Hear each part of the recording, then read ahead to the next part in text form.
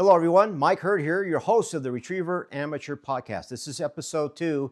Today, we are focusing in on poison birds. Yeah, you need to be better at running poison birds. This is my young dog, River. Big dog, isn't he? Beautiful dog. We have high hopes for River and Little Doppler here as well as we get ready for the 2025 season. So today's topic is going to focus in on poison birds, how to train for poison birds, how to run some drills for poison birds, and specifically we're going to take a deep dive into the Super Retriever Series Super Retriever Series last year at Treasure State Retriever Club grounds. We'll take a deep dive into that event. I think that was the second, third series, I can't remember, but I ran it with my older dog Radar, picked up the poison bird. I need to be better at training for poison birds and running poison birds in competition. We're going to take a look at poison birds in field trials. We're going to take a look at poison birds in hunt tests. You may say, hey, wait a minute, we don't have poison birds in hunt tests. That's true. All birds thrown must be picked up. However, in a hunt test, you can throw marks, and then the first thing you need to do is run a blind past one of those marks. Treat it like a poison bird, right? So we're going to focus in on that, and we're going to have some Q&A from our club members, and we're going to dive into that as well. All right, I need to get these guys calmed down. So again, thank you for tuning into the channel. Please like and subscribe. We're going to have a lot more free content for you to help our club members and the retriever community out there be better prepared for the upcoming retriever season. All right, here's episode 2. Get ready, Riv. We're going to watch a little something here. So on the way home, I was listening to a Facebook Live from the retriever coach. I think this is an East Coast trainer. I don't know anything about him. I know Kevin Chef. Is that who it is? Yeah, it's Kevin Chef. He is super analytical and he breaks things down like to every step and every movement, which is super beneficial for some people. I have done really wonderful things learning from him. And I think he's Canadian and now he lives in Florida. Do you belong to his, what is it called, Fetch program? I do. You do? Yep. So It how is do you like 97. that? I love it. It's Yeah. $97 a month. There's an application and you can go into the app each day and it has like daily lessons and videos that go with it. And he breaks each activity down. And then he has question and answer sessions that are available. You can basically call him up or attend or do emails and he'll be like, hey, take a quick video and show me. So it's really hands-on. You said He does $97 a month? $97 a month. Oh, that's a little steep. It is, but I think that depending on what level you're at, it's super useful. And you can cancel at any time. So I'll like use it for 2 months and then be like, I need to take a break and I need to work on things and I'm not going to be progressing right now because I need to do so many different drills and stuff. So then I'll stop it for, 2-3 months or whatever, and then pick it back up again when I'm like, okay, I'm ready to move to the next phase. Okay. Is it retro? Can you go back, Jennifer? Oh, yeah. See the stuff that was posted? Okay. Yep. Everything is available. And then every single one of his recordings, whether it's free or for Fetch members, is available. Yeah, he said tonight that he's going to open it up starting in March.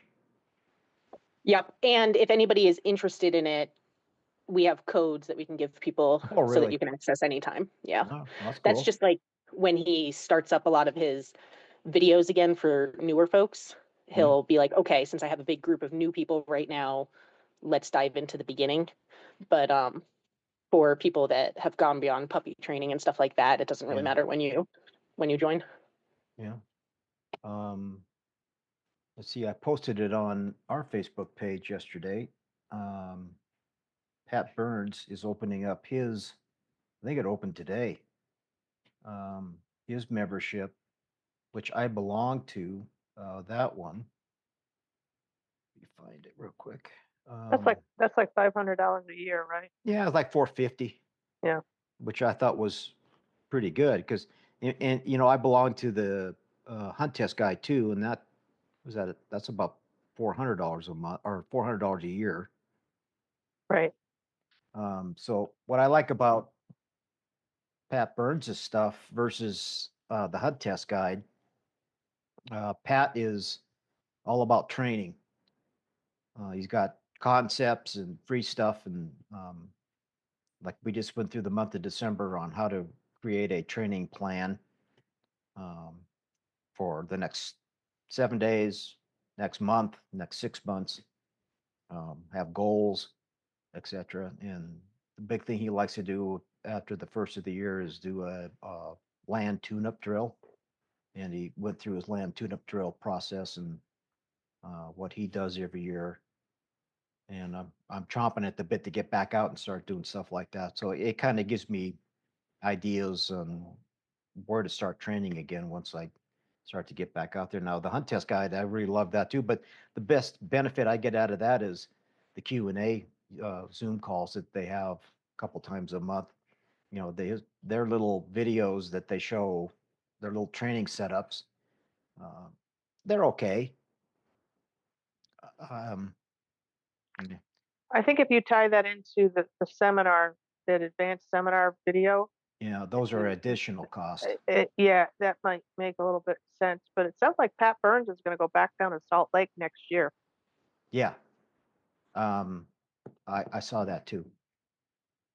26 or something like that. But Yep. and I really had we let them in real quick. My wife Julie's walking out the door. Anyway, those were two programs that I get a lot of benefit out of and have a lot of fun with.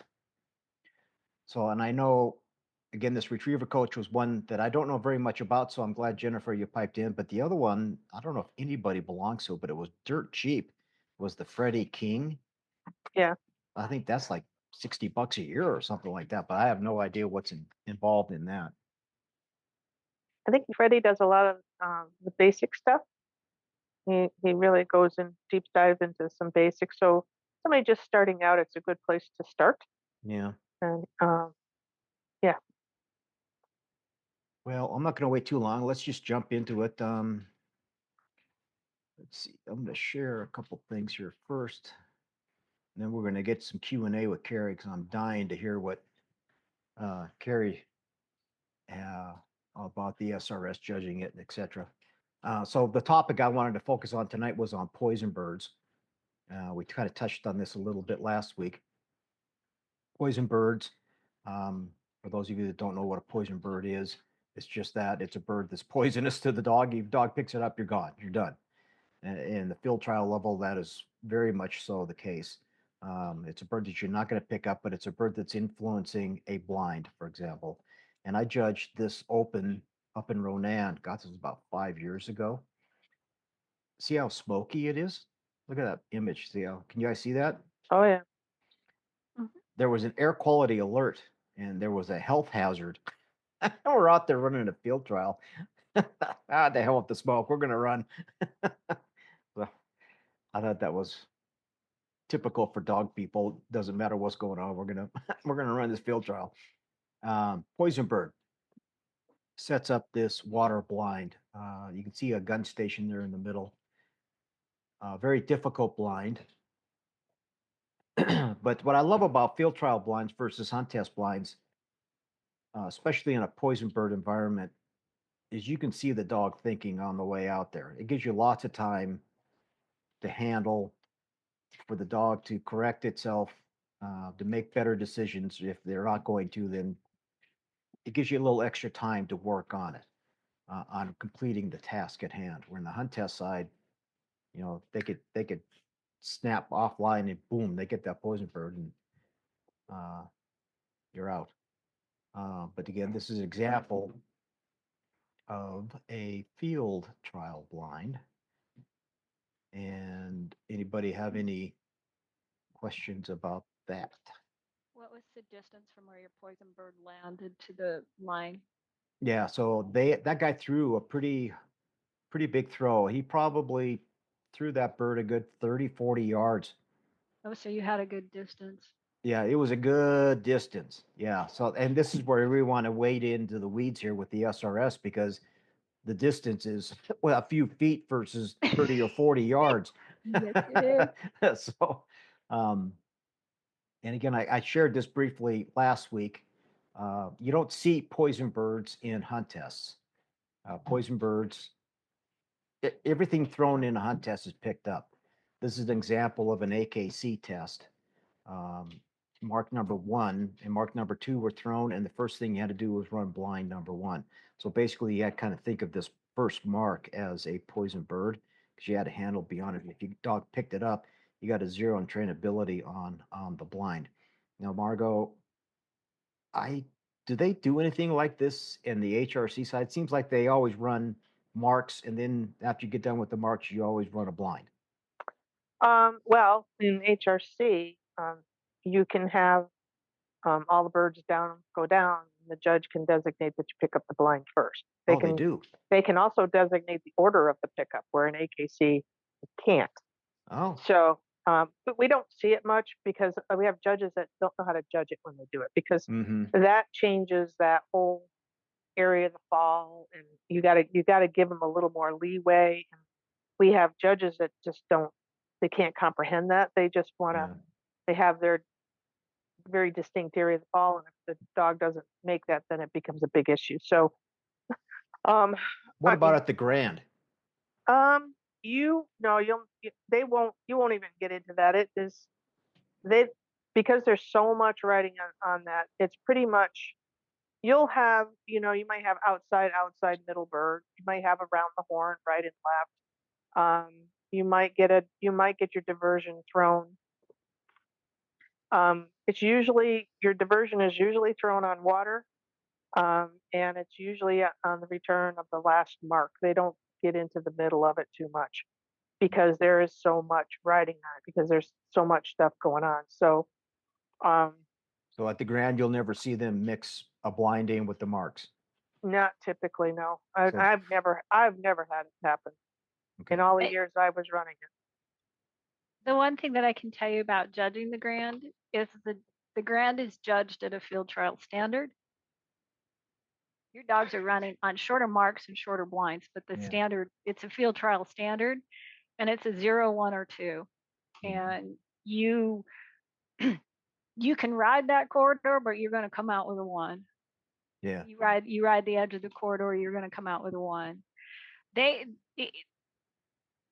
It is probably, in my opinion, out of all the things that I've judged, because I've judged hunt tests, field trials, the HRC, and now the SRS, it is probably one of the fairest judged competitions that I have ever seen. And if you think it's a walk in the park, it's not. Because you have one day that you can screw up, and you got to be perfect the rest of the time, and I do mean perfect. Yeah. Yep. No, I get that, and you've had several club members go down and not even get a bird. Yeah. That's when I have I don't know if I'm ready for the Grand then. Well, not getting a bird is usually due to line manners, because line manners is really is really critical. But I mean, and then knowing, I guess, knowing when to handle in the area, because a handle in the area, as long as your dog takes the whistles and the casts, you're still sitting on a solid pair of 2s if they pick all the other marks up. I mean, you could handle in the area on all 3 marks and still get a 2 on marking. Right. But having the gumption to do that, and knowing where that area is, sometimes a crapshoot. I mean, that last test I ran with Blurry, and she got her title. That last series, I was taking a guess that we were in the area when we handled, and we did. We got a handle in the area, but it was either that or I was going to end up going out anyway. So I said, what have I got to lose at that point? So yeah, right. Go down swinging. Yeah. Yeah, and the area of the fall is pretty important. Yeah. You gotta know what that is. And I will say this, you define that area of the fall, the judges know when it's at. We can't tell you where it's at. And when someone handles in the area of the fall, let me tell you, they're looking at you going, is that in the area? No, what you can do is wait for the scores to come out. Yeah, that's all you can do. That's all you can do. Yeah, the last finished I ran, who was judging? Jimmy Manuel, and who was he judging with? I can't remember. Was that our round? Elroy. Was it Elroy? He may have been with Elroy, yeah. The first series, they threw a real short go bird. I mean, real short. With the tall Bob Sparks grass, and Radar ran a little bit past it. It was a little deep, and he was slowly starting to work his way back. And then Elroy told me, "Get my dog on the bird." I turned around and looked at him. Like, really? Even Jim looked at me and said that too. It's like, yeah, I've never heard of that. I was like, Well, so that kind of surprised me. That's coming from the Grand. I mean, Yeah. I don't like to see that happen on the weekend, as a rule. But if a dog, in my mind, if I'm judging finished and a dog overruns a mark and sets up an extended hunt in another area and it just stays there, they're telling me that's where they think the bird is. That's when I might say, hey, you need to get your dog on a bird. Pick one. I don't care which one. Yeah. But if he's working his way back, that's, like I said, we get a lot of that stuff on the weekend test, and it gets a little bit. Yeah. We don't want to see it. We don't need the Grand coming to the weekend test. That's one of the things that I can say I noticed. You go judge the Grand, and a lot of people who judge the Grand come back putting the Grand standards in on the weekend test. The Grand's a different title. Yeah. They forget that. The Grand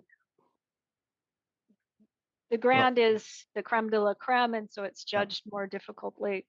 The weekend tests aren't. So 2 cents there. Okay, typical training scenario, getting back to poison birds. This would be a really good young dog poison bird setup, with having a mark thrown towards the line of the blind, but you use all that cover to kind of block it, to help you handle to the blind. I think most of us have ran something like this up there on the grounds. Mike, would you say that 4-phase drill that Clark has us do is Yeah, probably the most critical Yeah. drill to prep for a poison bird? Okay, I want to get into that here in a few Okay. minutes. Okay. After I have throw some graphics at you and just kind of give you examples of what a poison bird is and how we typically would run it. Because my opinion, I got to be a hell of a lot better at this if I'm going to start running SRS stuff. So my whole focus has been like, oh my God, so to me this setup here for training, that's not hard enough. That's not enough. No. I think for a young dog it is, but if you want to step your game up, you got to make it a lot more challenging than that. It has to be on the dike, just as they get out of the water. Okay, so let's dive into the weeds on this SRS poison bird setup. That red dotted line is the line to the blind, and it may be a little fat in the water there, but just an overhead satellite view. I think it was closer to the shoreline there, but the line is on the left-hand side, right? So that's it was a little more on the left-hand side of that. Well, just to be clear, in this picture, for anybody that wasn't there, the line for the handler and the dog is far to the left, on the far left-hand side of that first pond. Yeah. Where that red dotted line starts. That was where you started your blind. So this, I thought, the distance on this was not terrible. I thought this was a pretty good deal, because it wasn't going to take all day to do this. But a couple of things I wanted to point out. There's a small ditch, and that ditch had a bunch of cut tree limbs in it for safety, and that's something we've done for a long, long time. However, it was online, and it was just a nice little jump over that. I'm going to ask Kerri here in just a second if that was online. I thought it was online. That was my target, to try and clip that. But there was a small clump of trees right here. And boy, if your dog came out of that and had a right-hand turn, man, they would curl behind that and they'd be out of sight. If your dog turns to the left, boom, right there is the poison bird. So that was, the whole thing was won and lost, in my opinion, right here, right in the middle of this thing. And there were a lot of dogs that wanted to bail out early going down the shoreline that I saw. But you know, this Wasn't whole thing was right here. wasn't there a second mark up here on the hill? Was there? Yeah, this was a double. So you picked up the Oh, there first was. mark. You picked up the first mark and you got a penalty if your dog didn't take the water. So it landed somewhere where your little X is. Oh, okay, up in here. Yeah, that's where one mark was landing. I wasn't Correct. sure because I know we ran a finish test up there, and I couldn't remember if that was the finish Yeah. test I was thinking of, or if it was this. So Kerri, correct me. We threw the double. You threw that was your go bird. You know, this guy threw the poison bird. You picked up the go bird, but then you had to know him off the poison bird and run the blind, right? I'm trying to remember this. I think what we wanted you to do was, yeah, you picked up the bird first. We had talked, just to let you know, we had talked about saying, no, you got to go run the blind first and then go pick up the bird, because then that would have made that memory longer. But we said, go pick up the bird. And then, because we decided just to get the dogs in the water so that they could go into the water for the blind. Yeah. We figured we were being nasty enough with that area. The true line was right on the very edge. It just missed that ditch. But you know, you could have been 6 or 7 inches in and you were in the ditch. But the true line, boom. But it was safe. We had some dogs that went in there, and actually being more in the ditch was actually safer than being on line. It was a case of, and you also have to remember that we defined a corridor, and that's something that you can do in the SRS, and it's a strict definition. So we said you had to be in between these 2 particular bushes, which put you on line. So there were a lot of factors that went right in there. The poison bird, the middle section that you defined, was the tough area. What was interesting was several dogs would get up past that and they'd see the gunner and they'd see that bird and they'd come back in. Oh yeah, because it's sitting were right good. in the middle of that open road. Right. So yeah, even if you got past it, and if you whistled, oh, I don't know, let's see where the X is. 1, 2, 3. You know, kind of on the third line up from the X. So 1, 2, 3, where that dark.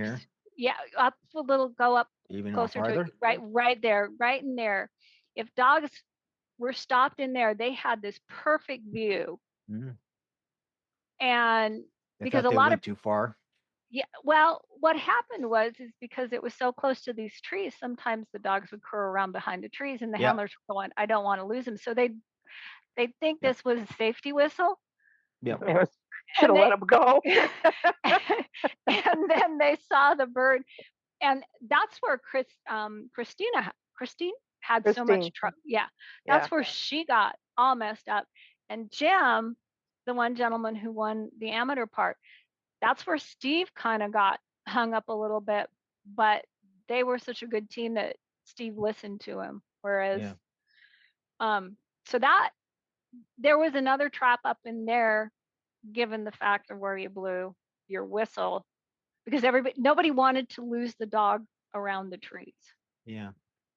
Which, you know, if you were the handler, because we didn't put any parameters on where you could go, if you just would have walked over a little bit, you would have been able to see your dog. You know, so that was an issue too. I mean, a lot of it was just, it was a mean, nasty setup. Well, no, I don't know about that, but there's 2 things. One is the wind was not blowing off that bird to the line. No. Which I thought was beneficial. I mean, if that bird would have been on this side of the red line, then that would have made it even harder. And 2, I got radar somewhere like right in here, and I blew a sit whistle, and he turned around and looked, and he saw that bird, and I gave him a big booming back, and he looked at me like, dude, chill out, it's right here. Like, oh, God. So Kerri, you got 2 points per whistle, and my dog picked up the poison bird and came back, and then you start Gotta adding more points rerunning that, correct? You added more points for if you had more whistles and stuff. So if your dog went and pretty much lined the blind, you really didn't get any more points. No. Yeah. So, it was like, but you got 100-point penalty Yeah. for picking up that poison bird. Here's where the trick comes into play. A lot of people racked up 400 points just trying to keep them off of that bird. Oh. Yeah. Really? Yeah, because you consider every whistle, every cast refusal, everything. It just, what is it, 5 or 10 for the cast refusals? I was going to look it up, but it's 20. 20. Well, it's 20 for the cast refusal and it's 2 for the whistle. 2 for the whistle, but then there's, so and then the cast. So 2 for the whistle, and then 5 for the cast. So there's 7. Yeah. And then if you get a cast refusal, that's 20. Yeah, and so the points add up real quick. So before you go in there into a situation like that, you got to look where you're sitting at and go, okay, do I fight them? Yeah. Okay, so I've got 30 points. I'm still going to fight them, or do I let them pick up the poison bird and I come back with 130 points, and I might come out of it, maybe say if I have to do a little bit of handling,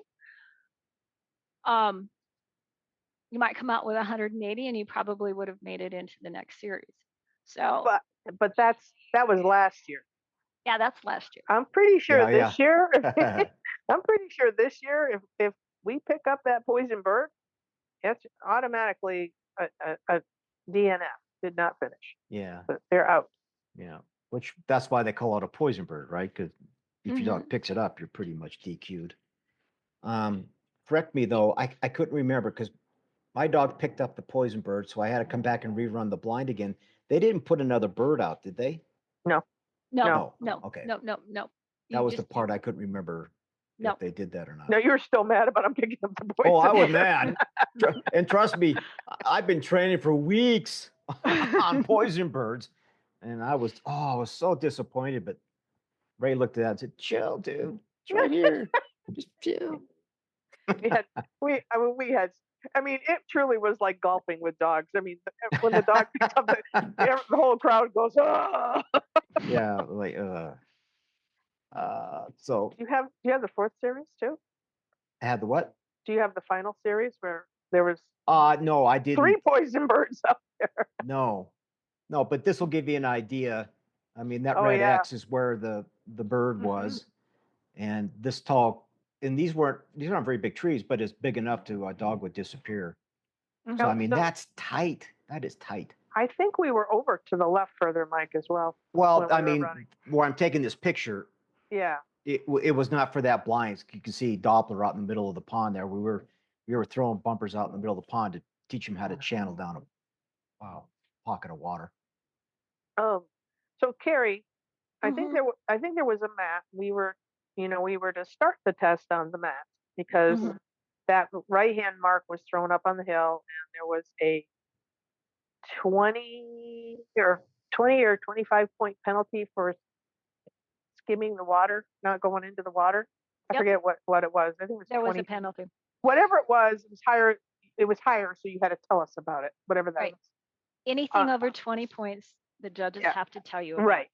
Right. So I think it was a 25 or a 50 point penalty. I can't remember what it was, but you're saying when we started our blind, if we wanted to move over to the left and get so that we could see our dog, we could have done that because you didn't restrict us in the briefing that we had to stay on the mat. No, we did not. We did not restrict you. You had to start on the mat, but there was nothing that said that you had to stay on the mat. Now, what you had, because we defined the corridor, that probably forced you to stay on the mat. But when they got up and past that point and where you saw the danger zone. Yeah, Florrie never got there. She just got out of the water and picked up the bird. Yeah. I mean, so, and that's the thing with this is you can get extremely creative on things. Yeah, Mhm. it's Things. it's the No, we got that in the last series. well, yeah, and that's what made it so fun. Oh, no, I agree. I mean, agree. I have to admit, this was the hardest but the funnest event that I have ever judged. And Yeah. what made it hard is because you had to sit there and you had to mark all these ticks. You don't have any drawings No, or yeah. anything. You just And that's so foreign to us because we're so Yeah. ingrained on drawing Yep. it out. I mean, that's how we Yeah. compare dog to dog. Yeah, but this is just tweet, tweet, tweet, tick, tick, tick. And so you count those up. And then you have your 5 points and then your 10 points. And then there's a category called wandering, and each tick is 5 points there. So that's a rather arbitrary. So tell us about that, because I don't remember that word wandering. Is yeah, that just wandering. outside of the bird area, or what is That's that? establishing a hunt and hanging out there for too long. Yeah, it's just out there too long before you handle. So do you take 10 wandering points or 2 points or 7 points for a whistle and a cast? Because wandering, if you have them out there too long, because it's ingrained in our minds that don't handle on a mark. Yeah. Here in the SRS, if they're out there just hunting around too long, you're chalking up. You can get 20 points in a real quick time versus 7. So you're doing calculus in your head as you're Yeah. trying to figure out what's going on. And that's one reason why, and I think you'll probably see that more this year than last year. You're going to get more questions from the pros asking for explicit definitions. How much time occurs before a dog is considered wandering? Hmm. I don't think we as judges are going to answer that, because if you've run enough dogs, you know when the dog's out there hunting. It's like you when you judge and you run, when you're going, oh God, I hope they SOB on the bird, Yeah. you better figure that you're wandering. So in that first series, that field trial series, Mm-hmm. um, That was a mean little thing too. well, I didn't think it was that over the top, and because we run out there all the time, but that long memory bird, for some reason, the dogs want to get to the end of that field and then lean right. They just want Big to open follow that gap. out to the right. Big open gap. Yeah, it just continues out to the right hand side. And that mark, and Mike, that mark has always done that on every. Oh, I know. On every open. Yeah. On every am, that it's just something about it. Yep. And then remember, we said, okay, you can pick them up in any order, but there's a 50-point penalty if you don't pick up the go bird first. Yeah, because everybody else retired. Yeah. Mm-hmm. And it was like, okay. And we said that they wouldn't retire until the go bird was picked up, so everybody's going, ooh. And it's like, but there's a 50-point penalty. Yeah. So they as judges, we can force you into doing what we want you to some extent. Oh no. Which is what we did. Absolutely. And that myself and Jim Emanuel, the dog that won, Steve, both handled on that, and we wanted to see our judges' sheets. So Jim was actually the day after was jumping in the dumpster trying to find the judges' sheets to see how that was scored. And I actually came out just a hair above Steve because I had a slightly better handle than he did.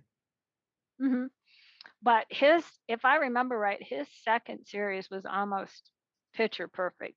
I think he may have come out with 6 or 8 points or something. I mean, that dog didn't step a foot down wrong after that. I mean, that was just crazy. Well, he had a nice first series. I mean, we had some nice first series. The dogs that have trained in that area did better than the dogs that didn't. Like the gentleman pro, I think I heard him say, "Oh, this is just like a master hunt test." No, that was Luke Coeur. Luke Coeur. Yeah. Yeah, he's like, "Oh, this is just a master." I'm like, yeah, glorified master. Like, no. I'm like, well, that's just it. Like the people that are coming up are realizing that those grounds, distance is great, but in those grounds, we don't need a ton of distance to get answers. Yeah. That's just it. I mean, and this year, we've actually got another big hitter coming. Lyle Steinman's bringing a truckload of dogs.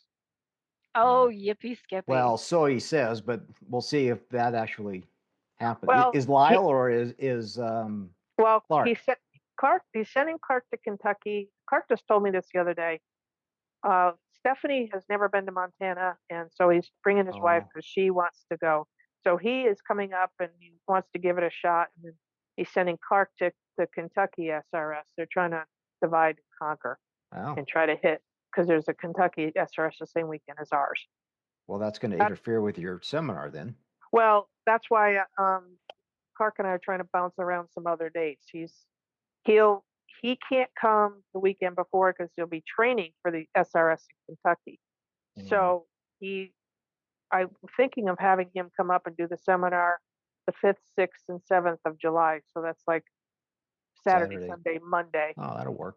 I just got to make sure we can get a hotel room for him in Butte, because it is 4th of July weekend. Well, it'll be after the 4th of July, so that'll be easier. So I'm leaning towards that, and if he can get that cleared, then he would just fly it, and we would make that work.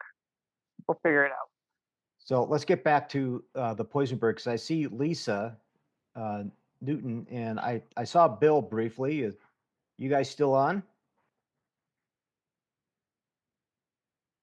They're muted. They were on for just a second there, because if Bill Totten, there you are. We're here.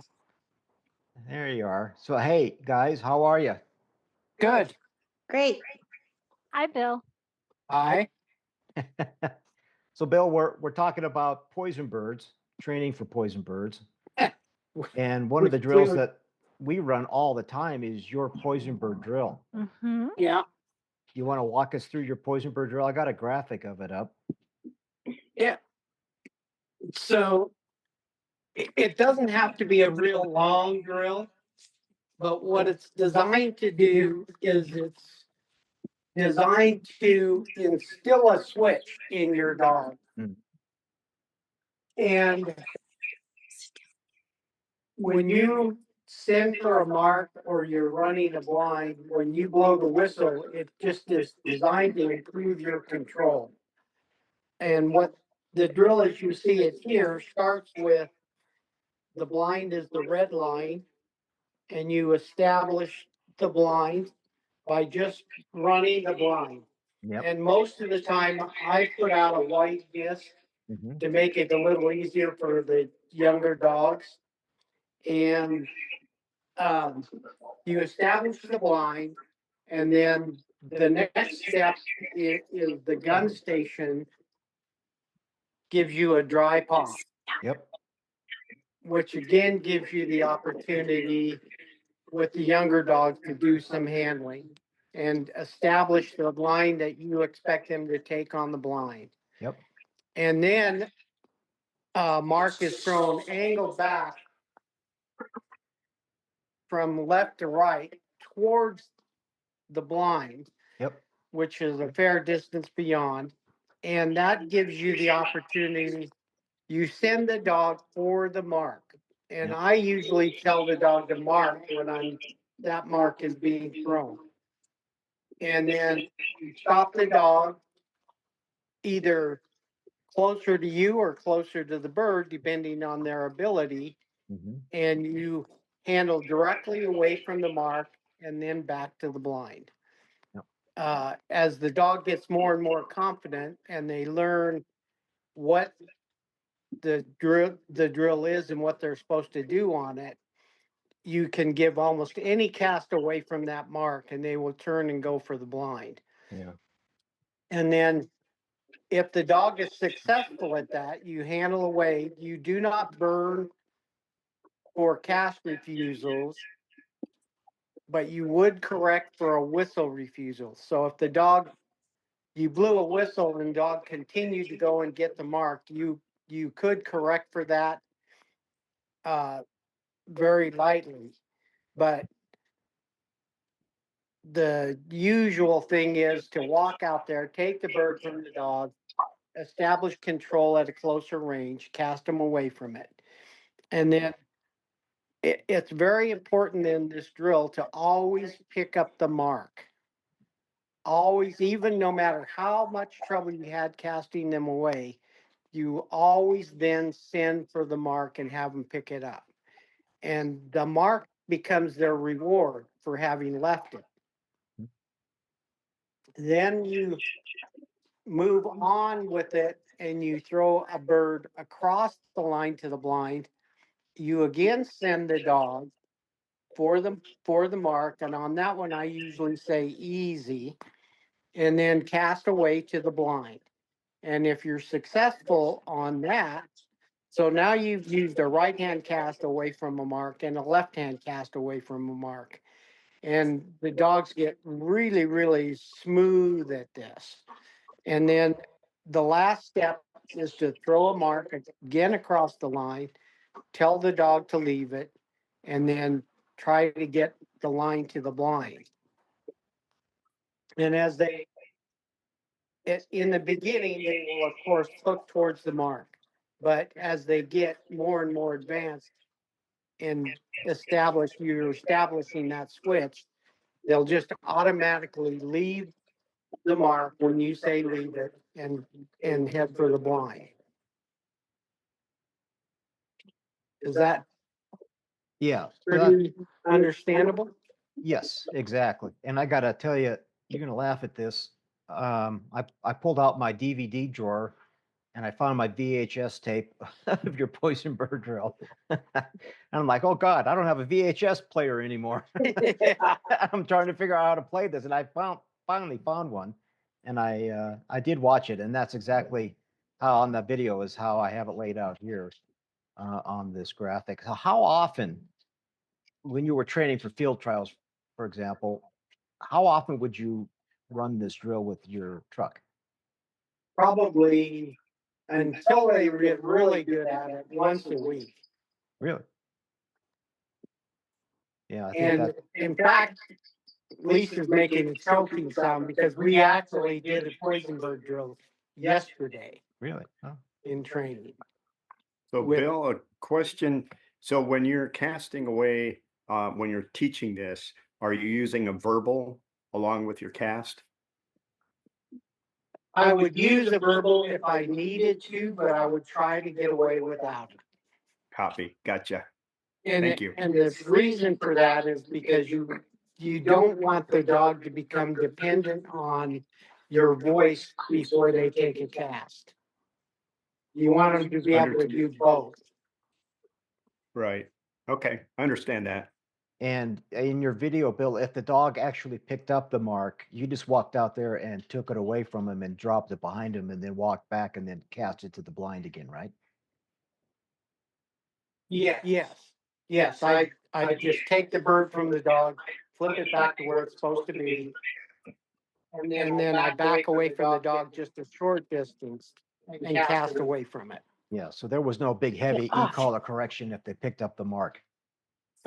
No, and it's important that you not do that because you're gonna require the dog to pick up the mark.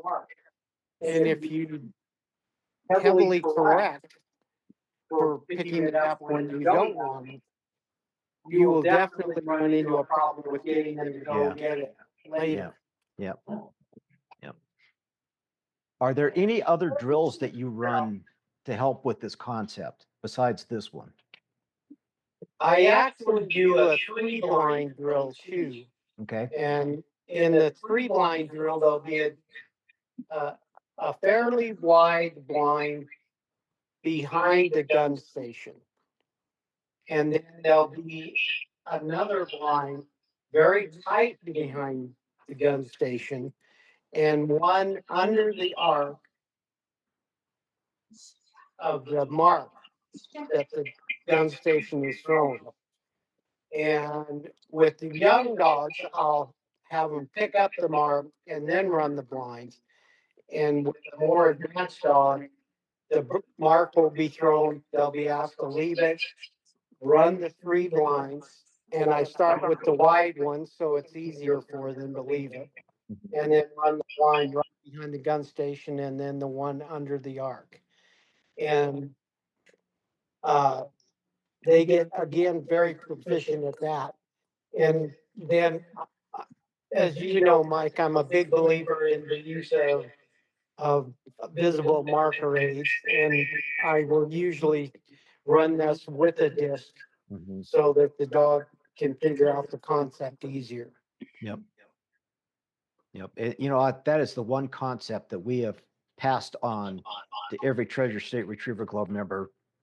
When they come out and train with us, we're pulling out our discs and pipe plates and setting them out into the field. And I kind of liked your idea of getting the plastic white lids that could show a little bit of sunshine behind it, make it stick out a little bit better. Yeah, Well, they last forever. oh yeah, they last forever. You bet. So You bet. So some of the other drills that, if we're going to get onto that topic, that we had a pro come out named Clark Kennington in Castle Creek Kennels out of Oklahoma. And one of the things, a couple of things that he decided or taught us in a basic to transition phase was a 3-leg pattern blind. And in that 3-leg pattern blind, one would be short and two would be a little bit longer. And you teach those 3 blinds. And he used a white stake and white bucket on it, so it's very visible. But the idea behind that was to, when you send for the short one, you stop them as close to that short one as possible, and then you cast out a suction. So you're casting either to the right one or to the left one, and then you come back and then you get the short one again. You just let them go get it without stopping. And to teach the dogs, and you get them closer and closer to that middle pile to cast away from it. And then from there, they went into something called a 4-phase drill. And his premise for that whole concept was they shouldn't be running blinds, period, until they've gone through this 3-leg pattern blind and the 4-phase drill, which is teaching a dog the 4 basic blinds in conjunction with a mark behind the gun, under the arc, on the line to the mark. You go past the blind. And I've been teaching those 2 concepts and then coming back, hopefully, when I can get back out again, start running your poison bird drill again as well, because you kind of missed the conversation that the Super Retriever Series was held up in Butte, and they had a poison bird, and Kerri was a judge, and she can fill you in. But Kerri, how far would you say that bird?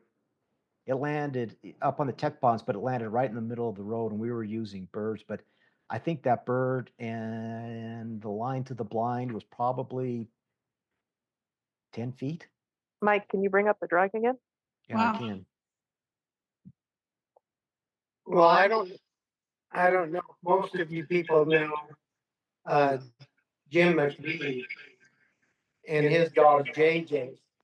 Mhm. JJ won his very first open at a trial in California where they threw a poison bird on the way to the water blind, and the poison bird was no more than 5 feet from the line to the blind and clearly visible.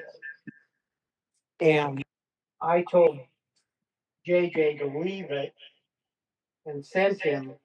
He swam by the poison bird, turned his head and looked at it, and kept on going. Hmm. And then came back and picked it up. So when they get really competent at it, they really get good. I do a very similar thing to the 3 blind thing and the 4 blind. As most people know, if you know me, you know that when I do a double T casting drill, the back pile is 120 to 140 yards away, and then commensurately on the over.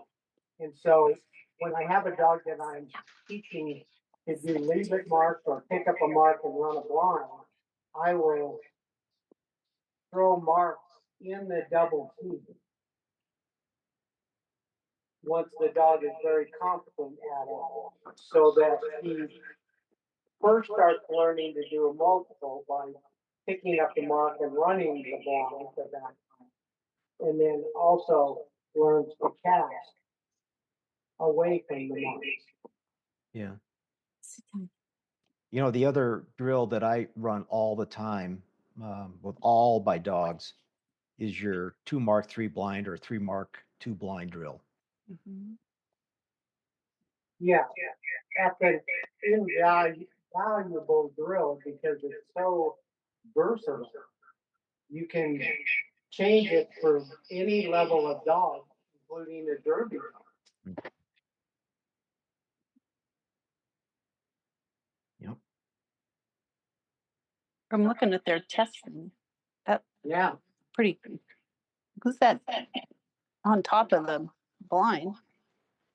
yep, pretty tight. And it in the gunner, I mean, it was just this little dinky little throw. 80-year-old little girl could have, grandma could have gone out there and thrown that. It was very tight or very short. You know, it wasn't a big throw. It was just this little. Let's just throw it out there, and it's landing right in the middle of the road, and the dogs came up and out of the water there. If they turned right, they ended up back here behind a clump of trees, and they disappear. Yeah. And if Yeah, they had a looks left like hand, you have to keep them on line, otherwise you're gonna lose sight of it.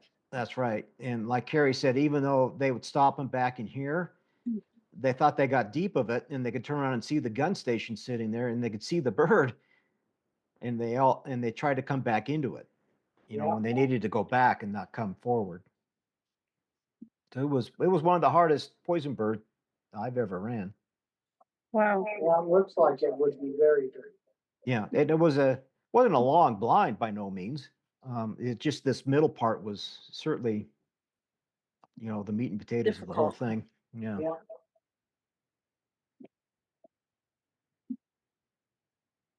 I think I kind of had Bill's poison bird drill in mind there. So Kerri, did you come up with this? We collaborated on Yeah, it. okay. So there was a long pause there. Part of that was, I'll be honest with you, was I don't know if you remember the amateur where we Mhm. had to move. Yep. And so then we came up with that double blind. Yep. And if you remember, one of them was this long blind, and then there was a shorter blind that Mhm. cut along the side of this dip. Yep. Yeah, I think I got second in that. Yeah. Yeah. So, Yep. you But know, it didn't have a poison bird in it though, but no, it didn't have a poison bird in Yeah. it, but it still had the line and everything else. And again, with the SRS, what throws a lot of things off is you've got all these funky rules, and they can define a corridor, and like you pick up the poison bird, it's 100 points. And Yep. what a lot of people were like I said, where their points racked up was most of them when they got up high and they turned around and stopped their dog so they wouldn't go around that corner. But when you show that one picture where the dog's going down the channel and you got the view, Mhm.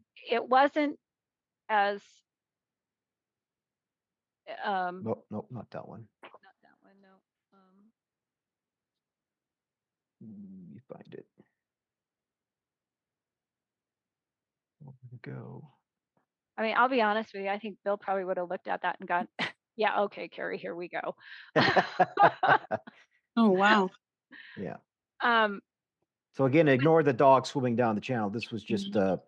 my young 6-month-old. I was teaching him to swim Yeah. down this channel. The But channel. yeah.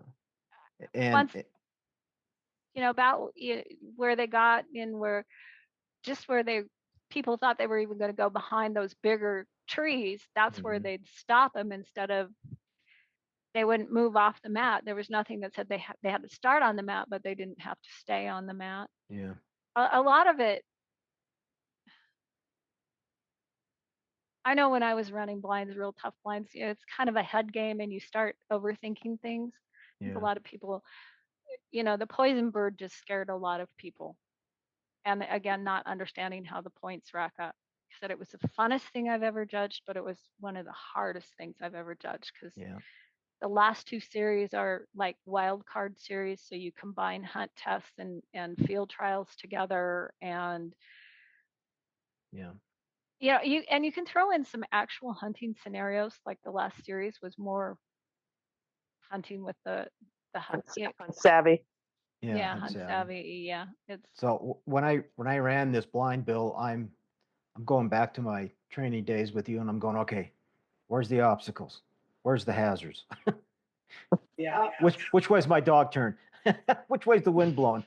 And I'm going through all this, and man, I had it licked until I stopped about 10 feet beyond that poison bird, and my dog turned and looked at it. And I stopped him, and I gave him a big booming back. He looked at me and said, "Chill out, dude. It's right here." Yeah. Yeah. Uh, So I want to, if it's okay, I'll comment on something that Kerri said. And that is that one of the problems was that people would not move off the mat. They had to start from the mat, Mhm. but then they could move where they needed to. And this is such a common problem that I Yeah. see when I'm judging hunt tests, and I've always seen field trials, and that is that people, they judges give them latitude, but the handlers don't use it. Yeah. Like once the dogs start running, they have to feel like they have to stay on the mat. And really they need to be thinking about where they want to be at different points in the blind to handle the dog and get ability. Yep. Yep.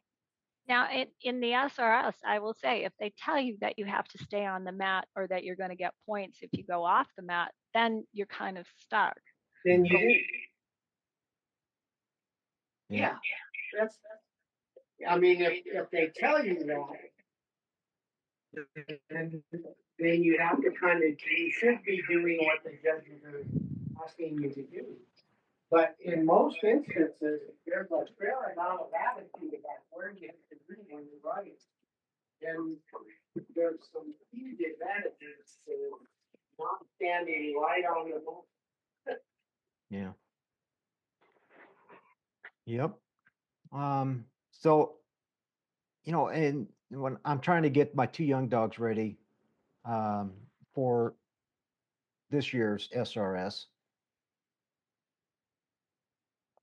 some of the things I'm starting to do, not just with poison birds, but just getting them comfortable going past either bumpers in the water or bumpers in the field or birds in the field. And this was the Seek More Water drill, that I always put 2 bumpers out per dog at each of these piles. And I had a couple of comments about this, that some people like to go long to short, and then some like to go short to long. I was taught that the Seek More Water drill, you start short, because when they're most tired and fatigued, that's when you want them to swim the longest swim you can get out of them. We need them to exhibit the most impulse control. So, Mike, I've done a similar drill to this, but I don't stay in the same spots. I actually would start number 1 way over onto the left side, and then as I ran to number 2, I would move to the right, and then I create more of a swim by, Sure. swim down the shore past all this suction versus Absolutely. the way Yeah. you've got it drawn. It's more right down the middle, kind of away from Yeah. that suction. But I think this is a good drill to start with. Yeah. And then as they get more proficient at it, then tighten it up so that they are doing more of a shoreline blind past all of these old Yep. bumpers that they are. I mean, the ideal thing would be to like weed whack that shoreline Yeah. so that it was yeah. really short and you could just lay the bumpers there in a pile so they could see them. Yeah, right. And we've done that before. Yeah. So, And if but I were to run this again, I would start on the right-hand side of this, and then I would put another pile, 4 piles on the left. So okay. I would run it from short to long on the right, and then long to short Yeah. on the left. I just always have done it short to long. That's, Yeah. that's, but I also started it off a lot tighter. Yeah. I did, but this is a good idea. I like that a lot. And then my other couple of graphics I had, I ran this one blind, but I ran it from 3 different lines up in Oak Park. And this is marked with a white pan. You can barely see it. But this is probably a good 200-yard blind. And I've got 2 piles of birds. I got 3 birds in one short, and then about 3/4 of the way out, I had 3 birds on the ground marked with a little stake so I knew where they were at. But they were downwind, and they had to run this blind.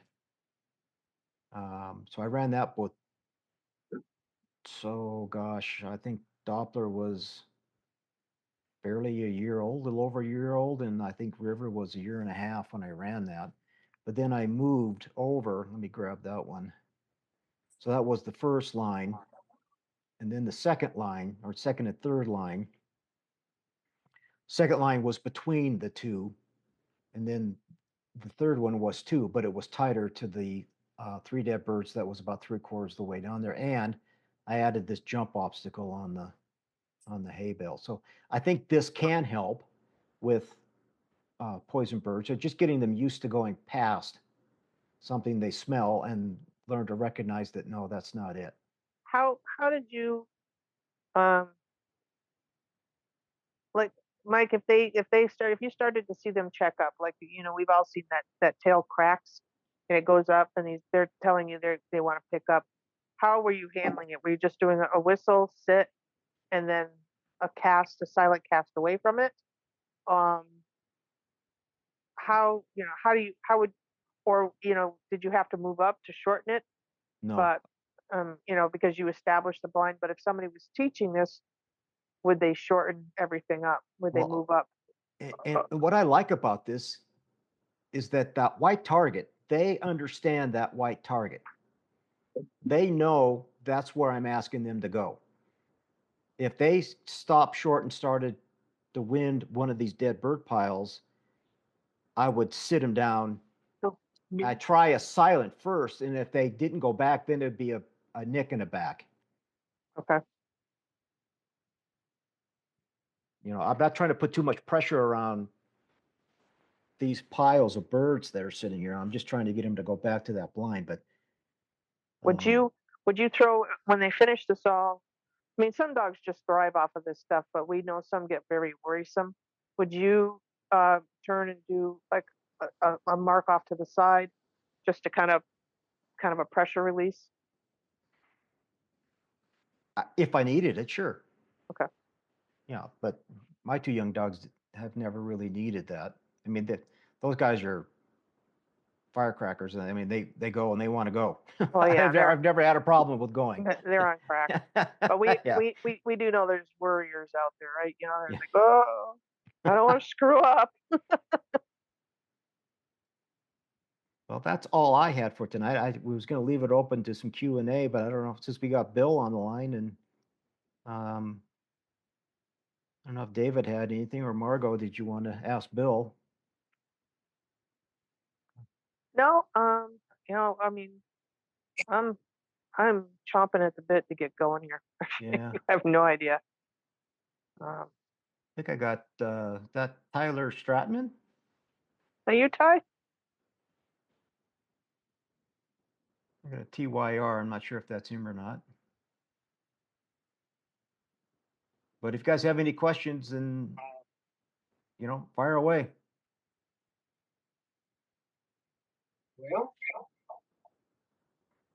Well, I know Freaked him with out. Poison bird drug. Go ahead, David. some of the field trials that I've been where I throw birds or I'm there observing and watching, poison birds are really something to watch. Usually out here in the West, along the coast out in here, and mentioned the California one, and then up through here all the way into Washington, a lot of them will set a thrower, very visible, sitting in a chair with a boom gun, and you throw a bird. Usually it's pretty high, and then drop it down probably Thank you. 5-6 yards out, either left or right of you. Yep. And that's usually within 3 to 4 yards of the line to the blind. And you most of the time watching, sitting in that chair and watching what they're doing is really an opportune spot to be sitting and observing dog behavior as a result of this. And it's amazing to watch how quick a handler a lot of times will stop either before the bird, once it stopped right to it, or just a little bit past, like we were talking about there. That's bad news most of the time. And there's no amount of whistles that's going to stop that dog from picking that bird up. And of course, in a open field trial, you pick that up, you're done. You're done. Yeah. But it is interesting to watch the dogs themselves. And some of the dogs that I've seen that I know the trainer that has been training them, and the dogs do great on the training side of it, but they have a day and it just doesn't go well. Yeah. And boom, that's the first thing they do is they get out there, pick that bird up. But yeah, those are really, really tough. And I was watching I watched The Crown this last year, and they were talking. In fact, Pat Burns was using one of the examples of that poison bird, and he showed a dog that was handled correctly to the point where the whistle blows, boom, the dog turns around, he's looking right at the handler. He's not even, that's all he's concentrating on. And then another one that he showed with a different handler, Yeah. and you could see that dog looking over, knowing that bird is sitting right there, and he would make a move, whistle, try to get him off that. And it turned out not well for that particular guy. That dog did go pick up the poison bird, but that it's I guess it's just one of those things when you're handling a dog, knowing what your dog will do in that kind of a situation, which is involved a lot with your training that you do. You get to see what your dog does when you give them that challenge to go past a bird, or stopping them real close to that bird and then casting them off, and knowing that and have them take the cast that you want to get back towards the blind. Then that's usually you're in pretty good shape with your dog. Now, Right. We all know you have a bad day once in a while. Now- It doesn't matter what you do. And that's why if you're going to run at that level, I mean, you blow a sit whistle, that dog better turn around, sir, yes, sir. Exactly. It better not give you a Exactly. big long loop. And I mean that, Yep. your dog's got to be at a higher level, and you got to train it at a higher level. And you see that in the open when I first started watching what goes on, and then the whistle sits. I mean, it's just like, that's it right there. Yeah. I mean, it's almost instantaneous, and every dog pretty much does it. Now, as you watch the new younger dogs, and he works with those dogs and he gets them to where they make that turn, but the ones that are definitely in the open, run the open, though, that is just amazing to watch. And Wow. the same thing is true when they're in the water. It's a just turn right around, and they're looking and treading water right there. They don't move left, right. Well, Wait for that it's cast. easy to do at 50 to 100 yards. It's incredibly difficult to do at 250 to 300 yards. And then you got to be Yep. able to read the dog to know, and to get the sound of that whistle before it gets there. It's going to take 2 or 3 seconds to get that whistle there, get him to turn around, stop at you before they get in trouble. Right. That's the art of dog handling. Yeah, you've got to know that specific dog and have done so much with him that you know what they're thinking and how they're going to turn left, right when they turn around to look at you. And that's how why quick. in our training groups up in Oak Park, we're doing 99% hunt test stuff. But I tell those guys, stop doing 100-yard blinds. You got to go 150, 200, 250, 300. I mean, the longer you put them out there, the more you're going to be able to handle, and the more they're going to learn to respect you. Yep. Very true. Very true. I was telling one of the guys the other day, I said, if I can get my dog to run straight for 100 yards, for hunt tests, I'd be happy with that. Yeah. But we press 125, 150, 175, 200, we build on it to get out that far, because that exactly your point, that you've got to be able to understand what your dog's going to do when he gets out that far. And as we know, distance erodes control. Right. And that's where you run into problems. Well, and the other thing in the hunt test game that's very frustrating when I judge, I can't stand it, especially at the master level. I mean, some dogs are young and they're inexperienced and stuff. That's fine, but a poor initial line. Oh yeah. Those poor initial lines just kill a lot of dogs. And the 5 to 6 to 10 whistles it takes to get them online, and sometimes they can't get them to cross the line to the blind. Then as a judge, you're like, oh God, what am I going to write down? What score am I going to give? Yeah. PIL with it right there with an arrow. Yep. Yes, very true. Very true. Oh, you guys want to challenge? Get a spaniel to do that. I've actually, Black coat. I've Black actually, coat. I've actually seen it. You've seen spaniels do that? I have seen spaniels. Yeah.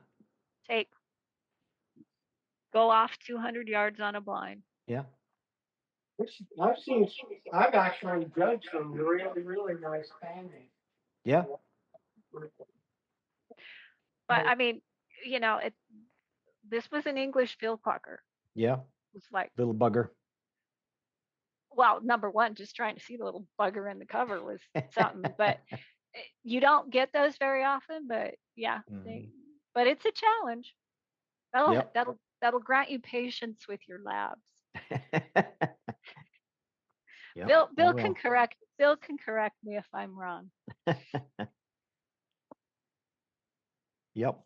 Well, is there any other topics you guys want to talk about? This is great, Mike. Thanks for doing this. It's it kind of helps us poor people that are stuck, our shut-ins, the shut-ins here. Shut it in, yeah. I know it's too cold here, and it's too cold. I got way too much snow. I can't get out and do anything. I'm literally in the living room teaching both my young dogs to get on the dog stand in the dog hut. And then I just rotate around. One will get in the hut, the other one will get on the stand, wait about a minute and a half, get him down, and reverse it. And I just do that 10 or 20 times just to get a little something in here in the living room. Are you going to order one of those huts? I did. You did? Yeah, okay. it should be here next week or something like that. Okay, yeah. So we have the ATBs, and now we have the mud hut. We're ready to roll. We're ready. Yeah, I got the boom gun fixed. Yep.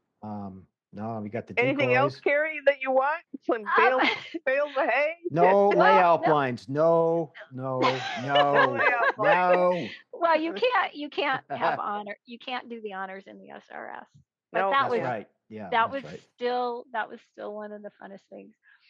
So you guys, is the club going to do master hunt tests up there again this year? And Bill, are you going to be coming up for those? We should be there. Okay, cool. Yep, we'll have our double header on Father's Day weekend. Okay. We have a break, and then the SRS. And then I'm trying to do Clark Kennington seminar the weekend of the 4th. And then we have another break, and then we do the HRC test. Yeah. So we've pushed it back a weekend, right? Yes. There's no single AKC test the end of July anymore right now. Yeah. So. Okay. Well, Bill, I hope I get to see you this year. And John, I typed out, he said hello, but he keeps telling me, tell Bill I said hello. So John says hello. I got to tell you, Bill, the most popular video on my YouTube channel is the first two I put on there, and that was with Dusty running down in California, and John Payne was filming, and the laughs and the giggles and all the fun that we had down there is some of the most precious moments I've ever had dog training.